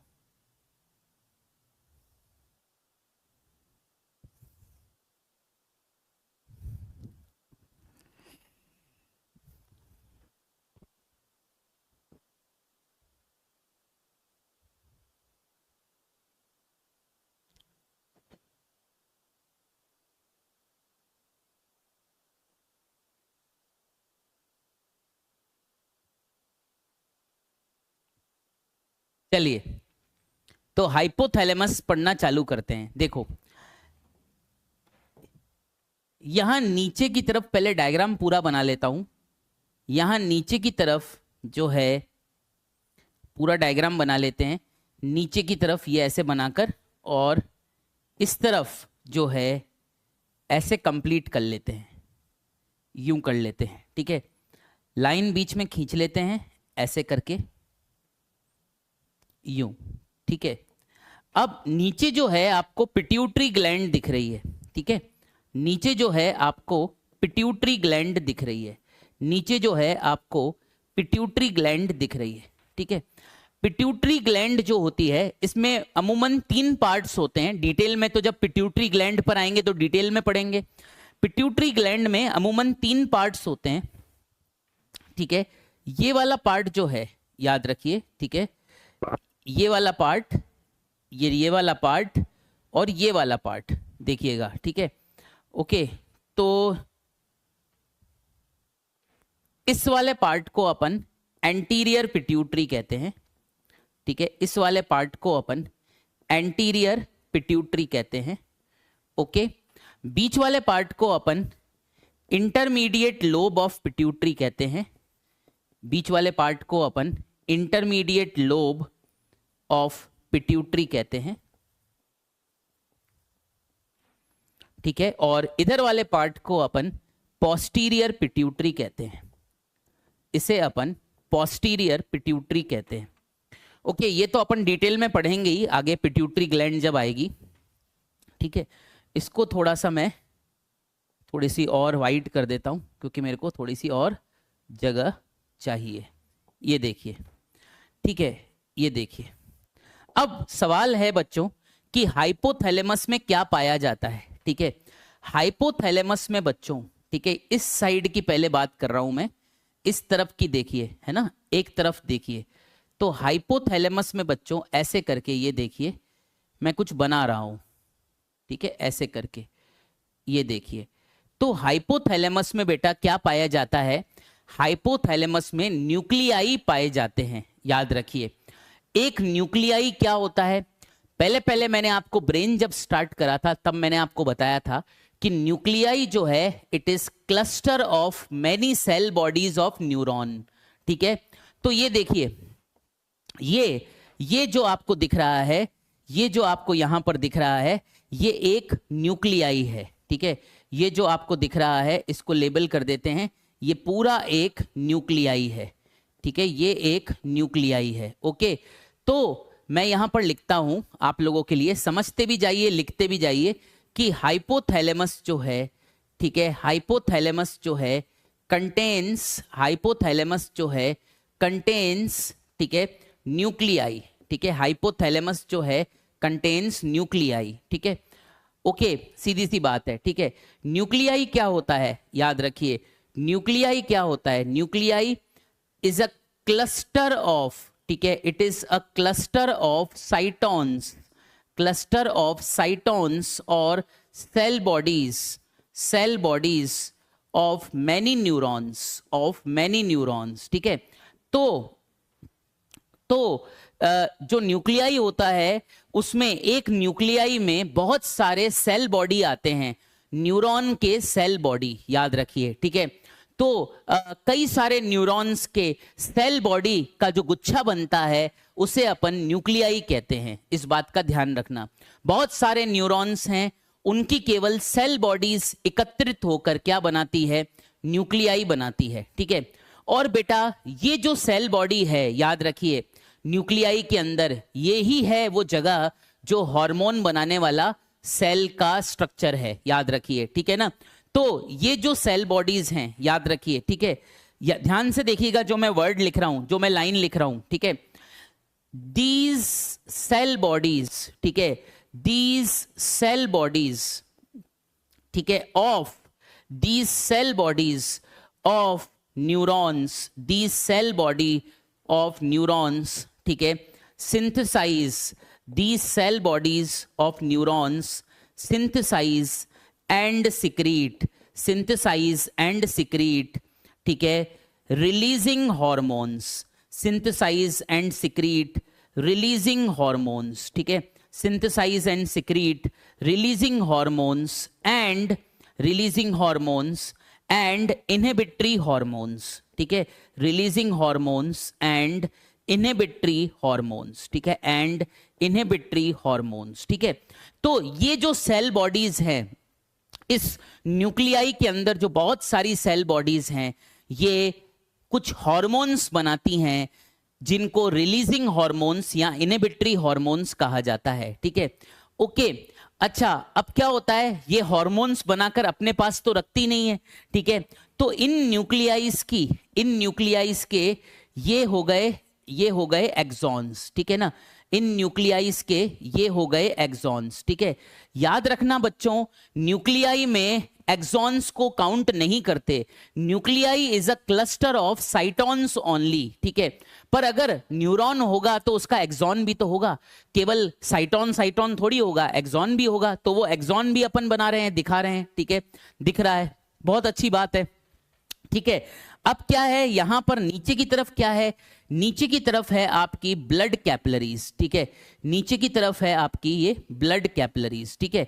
उसके बाद क्या बन रहा है, उसके बाद एक वेन बन रही है, ये देखिए, उसके बाद जो कैपिलरीज हैं, ब्लड कैपिलरीज मिलकर आगे जाकर एक वेन का निर्माण कर रहे हैं, और ये वेन जो है आगे जाकर फिर कैपिलरीज पर एंड हो रही है, ठीक है। ये वेन जो है ये आगे जाकर फिर कैपिलरीज पर एंड हो रही है, ठीक है। इस वेन को अपन क्या बुलाते हैं, आपको पता है, इस वेन को अपन क्या बुलाते हैं, इस वेन को अपन क्या बुलाते हैं, कलर थोड़ा सा इसको ठीक कर लेते हैं, इस वेन को अपन क्या बुलाते हैं, इस वेन को बेटा अपन बुलाते हैं, ठीक है, इसे बोलते हैं हाइपोफिजियल, ठीक है, इसे बोलते हैं हाइपोफिजियल, ठीक है, हाइपोफिजियल पोर्टल वेन, ठीक है, इसे बोलते हैं हाइपोफिजियल पोर्टल वेन, ठीक है। कुछ लोगों को ऐसा लगता है कि यार मेरा रेस्पिरेशन छूट गया, कोई बात नहीं, बॉडी फ्लूइड छूट गया, कोई बात नहीं, एक्सक्रीटरी छूट गया, कोई बात नहीं, लोकोमोशन छूट गया, कोई बात नहीं, मैं यहां से पढ़ने लग जाऊंगा, मैं बेस्ट हो जाऊंगा। अरे भैया, आगे के चैप्टर कवर करने जरूरी होते हैं, क्योंकि आगे के चैप्टर के कंसेप्ट ही हर चैप्टर में रिपीट हो रहे होते हैं, ह्यूमन फिजियोलॉजी है ये, ठीक है, थोड़ा बहुत कनेक्शन होता है आगे के चैप्टर के साथ। जैसे मैंने पोर्टल सिस्टम जो है आप लोगों को cell body fluid and circulation chapter में पढ़ाया था, ठीक है।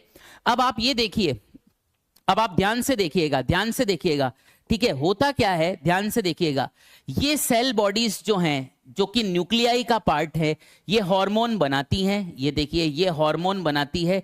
इन हार्मोन्स को अपन क्या कहते हैं, इन हार्मोन्स को अपन क्या कहते हैं, इसको मैं ऐसे कर लेता हूं, इनको रिलीजिंग हार्मोन्स या इनहिबिटरी हार्मोन्स कहा जाता है, शॉर्ट में लिख दिया क्योंकि जगह कम थी, ठीक है। ये हार्मोन्स बन गए, ठीक है।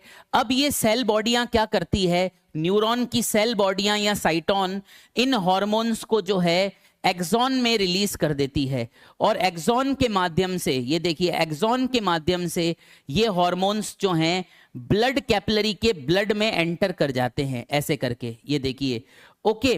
फिर देखिएगा, ब्लड के माध्यम से, हाइपोफिजियल पोर्टल वेन के ब्लड के माध्यम से ये हार्मोन्स नीचे मूव करते हैं, ये देखिए, ठीक है। और ये वेन जो है आगे जाकर जो है फिर कैपिलरीज में ब्रेक हो जाती है, ठीक है।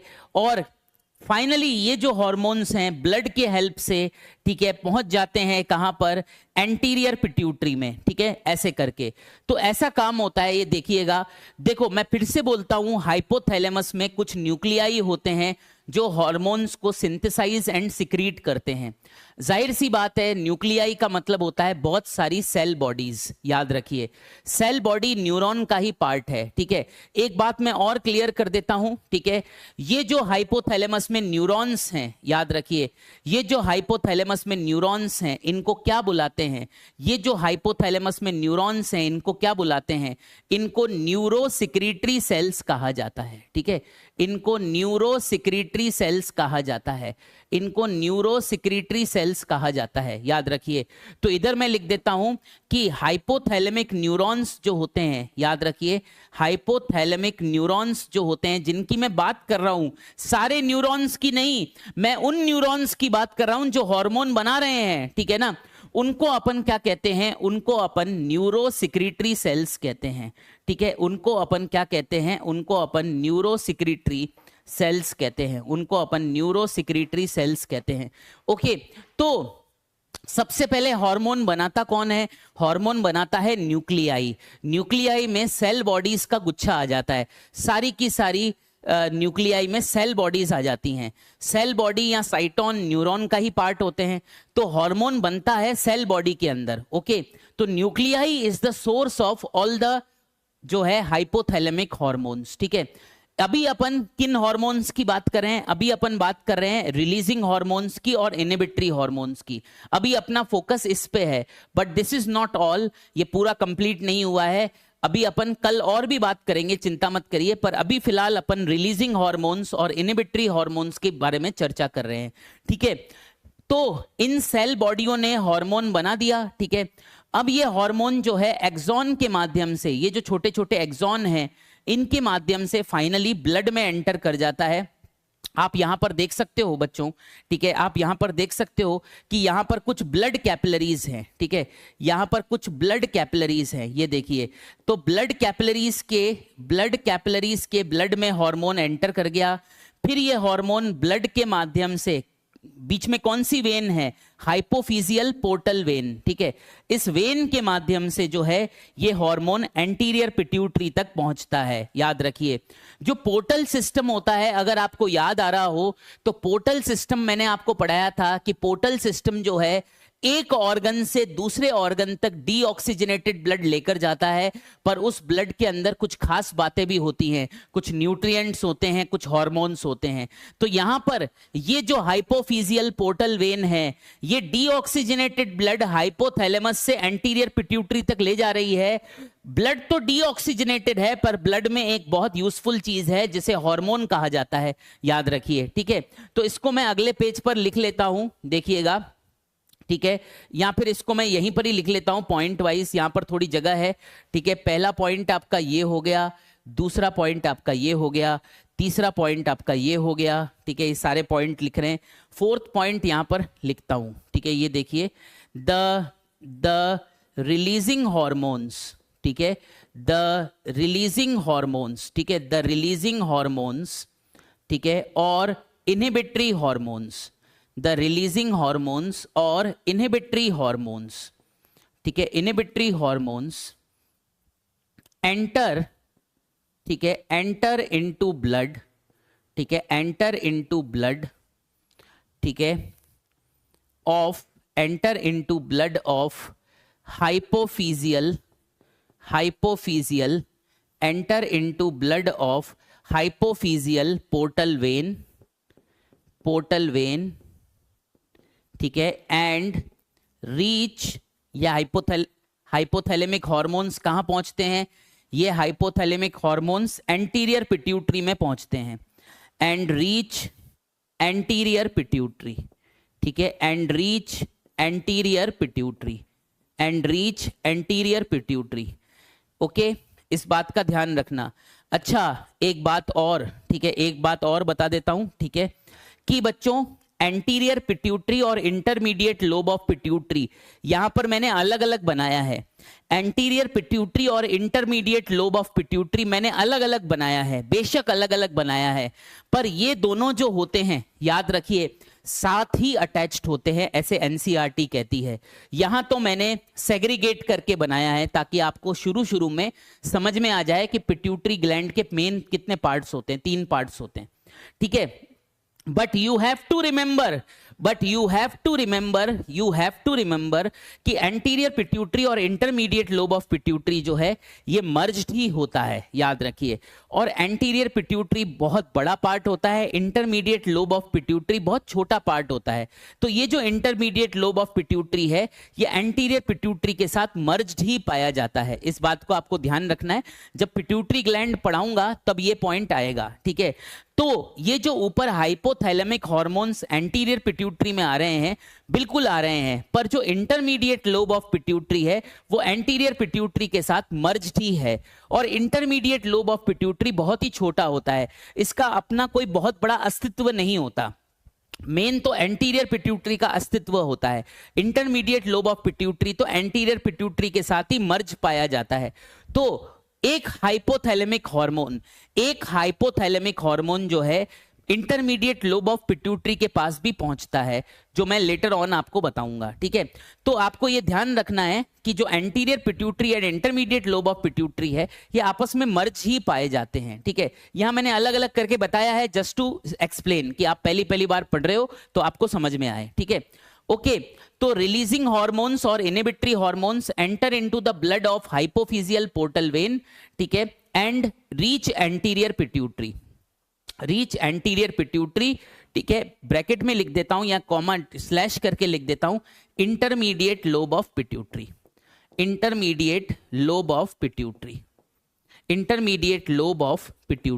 क्योंकि जैसे मैंने आपको बताया कि intermediate lobe of pituitary anterior pituitary के साथ मर्ज ही पाया जाता है, और एंटीरियर पिट्यूटरी एक बड़ा पार्ट है, इंटरमीडिएट लोब ऑफ पिट्यूटरी बहुत ही छोटा पार्ट है, इसका कोई बहुत खास अस्तित्व नहीं है, ठीक है।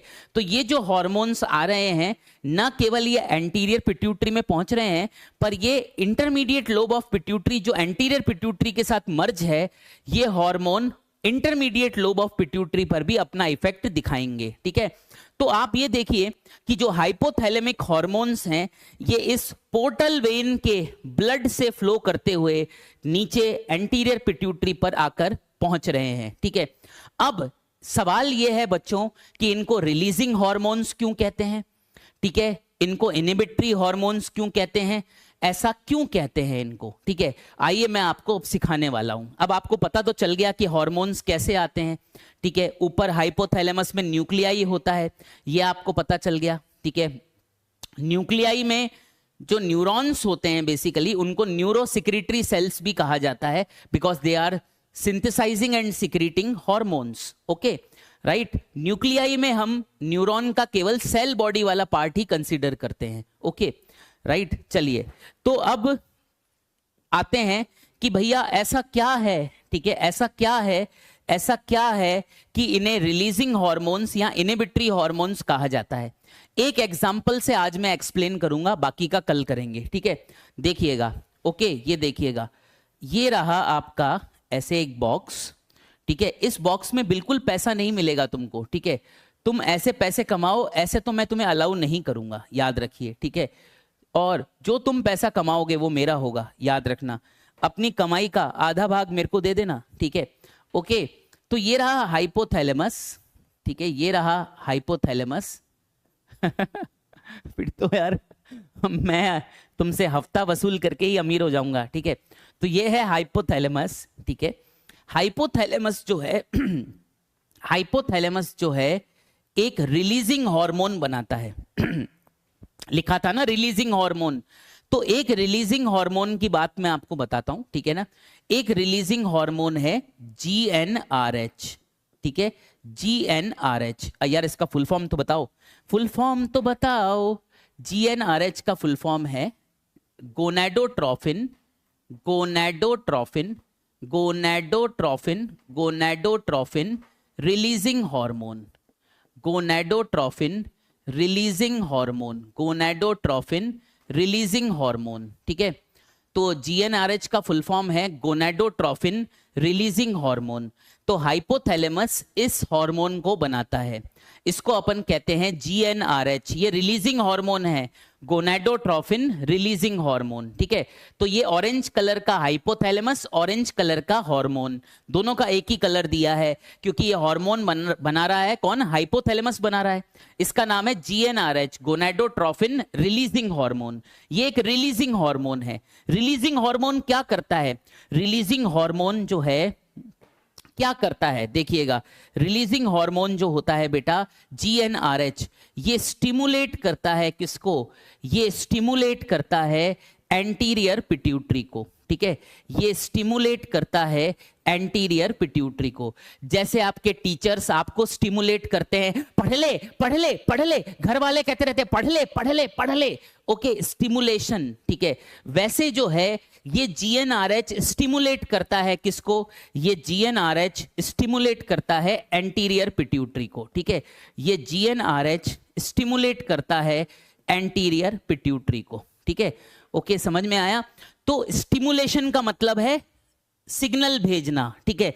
एंटीरियर पिट्यूटरी को कुछ बोलना, कुछ कम्युनिकेट करना एंटीरियर पिट्यूटरी से, एंटीरियर पिट्यूटरी को हिलाना ऐसे ऐसे करके, ठीक है।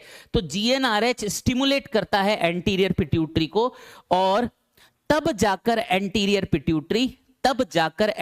पिट्यूटरी दो हॉर्मोन्स सिक्रीट करता है। तब जाकर एंटीरियर पिट्यूटरी दो हॉर्मोन्स सिंथेसाइज एंड सिक्रीट करता है। तब जाकर एंटीरियर पिट्यूटरी दो हॉर्मोन्स सिंथेसाइज करता है और फिर सिक्रीट करता है। ये कौन से दो हॉर्मोन्स होते हैं, एफएसएच एंड एलएच, ठीक है, एफएसएच एंड एलएच, ठीक है।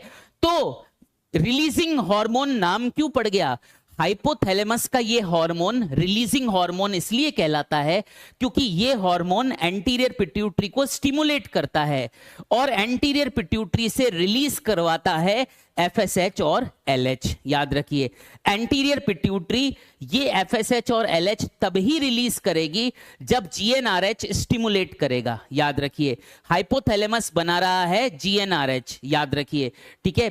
तो हाइपोथैलेमस जो है इट मेक्स क्या, हाइपोथैलेमस ऐसे लिख देते हैं, ठीक है। देखो हाइपोथैलेमस जो है ऐसे लिख देते हैं एक ब्लू कलर से। हाइपोथैलेमस भी सिंथेसाइज कर रहा है, सिंथेसाइज का मतलब बनाना, ठीक है, सिक्रीट का मतलब उसे सिक्रीट कर देना। तो hypothalamus synthesize and secrete GnRH, ठीक है। जीएनआरएच कैसे मूव करता है, जीएनआरएच इस हाइपोफिजियल पोर्टल वेन के ब्लड में मूव करेगा और जीएनआरएच इस तरह हाइपोथैलेमस से ब्लड के माध्यम से एंटीरियर पिट्यूटरी पर पहुंचेगा। एंटीरियर पिट्यूटरी को क्या करेगा, जीएनआरएच स्टिमुलेट कर देगा, एंटीरियर पिट्यूटरी से जीएनआरएच जो है रिलीज कराएगा एफएसएच एंड एलएच, ठीक है। तभी जीएनआरएच को रिलीजिंग हार्मोन कहा जाता है, ठीक है। तो रिलीजिंग हार्मोन की क्या डेफिनेशन है बताओ, रिलीजिंग हार्मोन की क्या डेफिनेशन है, रिलीजिंग हार्मोन की क्या डेफिनेशन है, रिलीजिंग हार्मोन ऑफ हाइपोथैलेमस की क्या डेफिनेशन है बताओ, रिलीजिंग हार्मोन ऑफ हाइपोथैलेमस की क्या डेफिनेशन है। इसकी डेफिनेशन है कि दीज हॉर्मोन्स, ठीक है, दीज हॉर्मोन्स जो है, these hormones stimulate anterior pituitary, ठीक है। These hormones stimulate anterior pituitary, ये एंटीरियर पिट्यूटरी को स्टिमुलेट कर देते हैं। These hormones GnRH stimulate anterior pituitary, ठीक है। देन, ठीक है, देन, ठीक है, anterior pituitary, AP anterior pituitary का शॉर्ट फॉर्म है। Then AP is anterior pituitary का short form. Then AP synthesize, ठीक है, synthesize and secrete, synthesize and secrete, ठीक है, एलएच, ठीक है, एलएच नहीं लिखता, सिंथेसाइज एंड सिक्रीट, ठीक है, synthesize and secrete other hormones, ठीक है, अदर हॉर्मोन्स, क्योंकि यहां पर अपन एग्जाम्पल के हिसाब से नहीं लिख रहे ना। तो रिलीजिंग हार्मोन ऑफ हाइपोथैलेमस क्या करते हैं, these hormones stimulate anterior pituitary, ठीक है। तो रिलीजिंग हॉर्मोन्स क्या करते हैं, हाइपोथैलेमस से जो रिलीजिंग हॉर्मोन्स निकलते हैं दे स्टिमुलेट एंटीरियर पिट्यूटरी, ठीक है। तो ये releasing hormones stimulate anterior pituitary और फिर जाकर anterior pituitary synthesizes and secretes, ठीक है। Then anterior pituitary synthesize and secrete other hormones, जैसे कि अपने केस में एफएसएच और एलएच, ठीक है। ये वाली बात है, ठीक है, समझ में आया। तो ये है बच्चों हाइपोथैलेमस का रिलीजिंग हार्मोन। एक एग्जांपल मैंने आपको बढ़िया दिया है, ठीक है। एफएसएच और एलएच का जो फुल फॉर्म है ये अपन पिट्यूटरी ग्लैंड जब करेंगे तब आपको बताऊंगा, ठीक है ना। ओके, उसी तरीके से मैं आपको बताऊं, ठीक है, जो इनहिबिटरी हार्मोन्स होते हैं, ठीक है, वो एंटीरियर पिट्यूटरी को इनहिबिट कर देते हैं और एंटीरियर पिट्यूटरी हार्मोन बनाना बंद कर देती है, याद रखिए। तो हाइपोथैलेमस इनहिबिटरी हार्मोन्स भी सिक्रीट करता है जो एंटीरियर पिट्यूटरी को इनहिबिट कर देते हैं और एंटीरियर पिट्यूटरी हार्मोन बनाना बंद कर देती है, ठीक है। तो हाइपोथैलेमस के जो हार्मोन हैं उसका इफेक्ट किस पे आता है, एंटीरियर पिट्यूटरी पर आता है, ठीक है।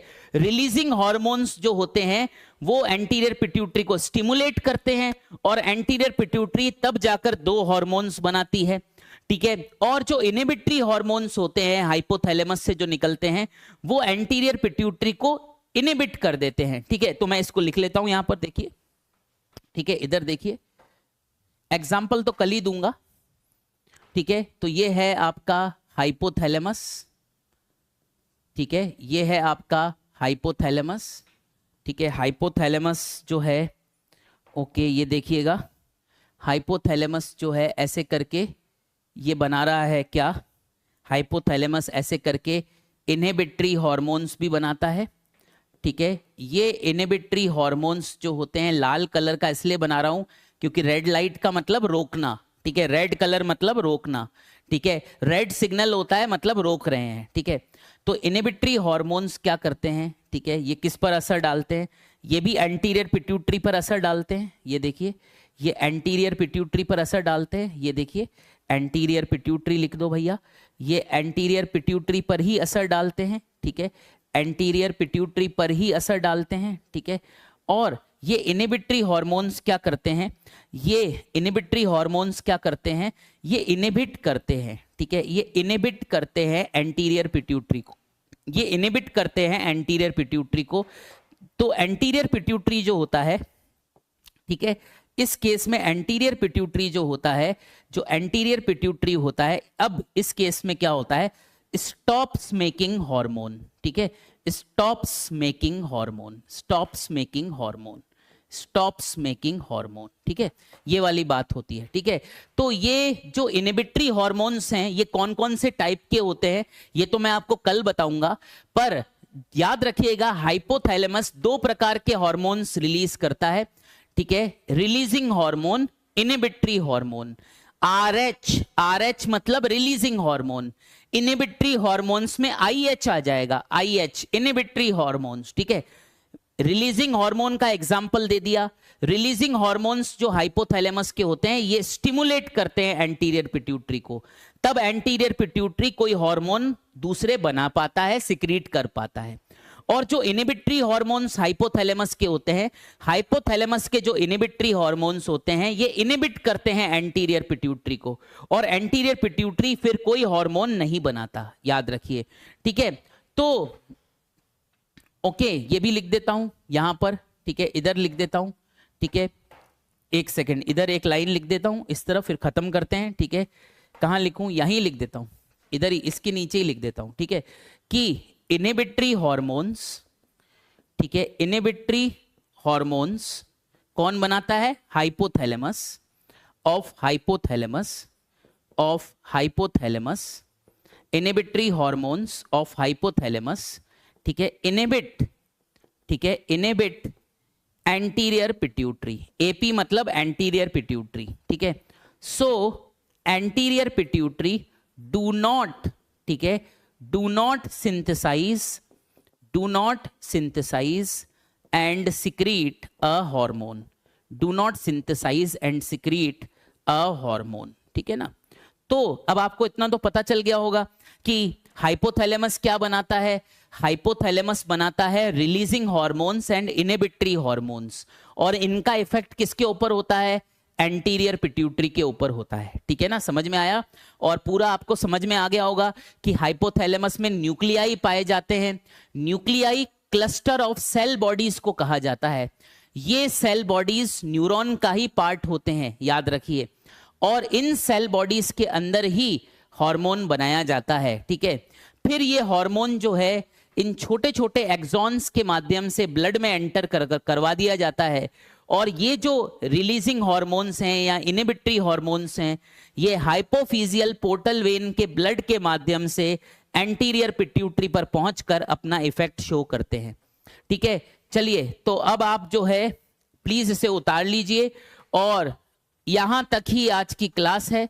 ठीक है, और प्लीज इसे उतार लीजिए, इसे भी उतार लीजिए अच्छे अच्छे से, और कल अपन इसको आगे कंटिन्यू करेंगे।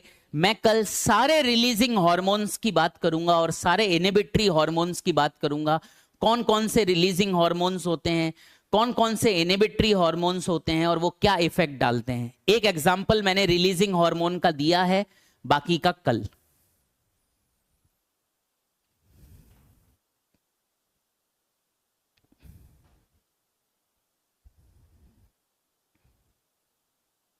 सारा पढ़ लेना, ठीक है, सारा पढ़ लेना, छोड़ना कुछ भी मत।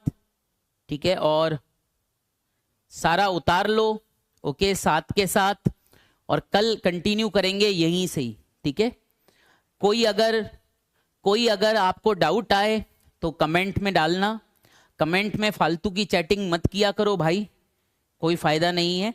एंड अगर न्यूरल कंट्रोल एंड कोऑर्डिनेशन में कहीं पर भी कोई डाउट आए तो प्लीज मेरे को भेजा करो, और एक बार नोट्स जरूर चेक कर लिया करो, हो सकता है डाउट आपका नोट्स में ही मिल जाए आपको। ठीक है, चलिए,